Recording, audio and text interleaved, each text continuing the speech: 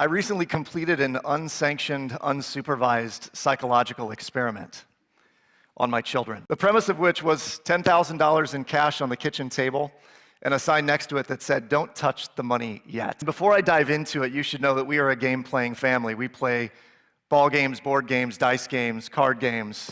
The games that my children love to play most are games like Monopoly. When they play Monopoly, they play marathon games of Monopoly that last hours and hours over days of play. Each of my kids has a unique strategy and personality when they play Monopoly. Monopoly Marathon Saturday morning, I was playing with my kids and noticed that they were all playing just outside of the rules of the game. And I found myself going, "Guys, this is not how this game is played." To which they would say, "Dad, it's fine. We just want her on the board with us." Or, "He can pay me back at the end of the game when he's flush with cash." I'm thinking, again, what am I teaching these kids? So I started watching how they were playing, listening to their banter, getting a feel for how they were making decisions. And I had this thought, what if they're playing this way because the money isn't real? And it's this concept I've been reading a lot about lately. It's called financial abstraction. The notion that when money becomes more and more of an idea, less tangible, and therefore more abstract, it changes the way that we interact with it on a regular basis. And listening to them talk about this, I thought, what if the money were real on the table? Would they play differently? And so I calculated real quickly on the box, how much would it take in capital, in currency, to play a physical game of Monopoly with my kids so that they actually tangibly got to feel the money in their hands. And I estimated for 4 or 5 players, it's about 10,000 US dollars.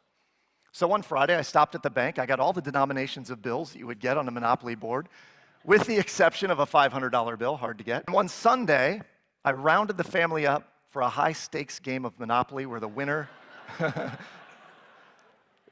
takes all. You have never seen kids' eyes light up the way mine did when I handed each of them $1,500 in starter capital. You have never seen anyone's eyes light up like my wife's when I took it back on Monday. So our marathon game only lasted 2.5 hours, far shorter and more strategic than most of the games that are normally played. True to my hypothesis, 2 of my 3 kids actually played differently. In the end, my son finished with 28 properties, more cash than he'd ever seen in his entire life and held, and he now knows the meaning of the phrase, "making it rain."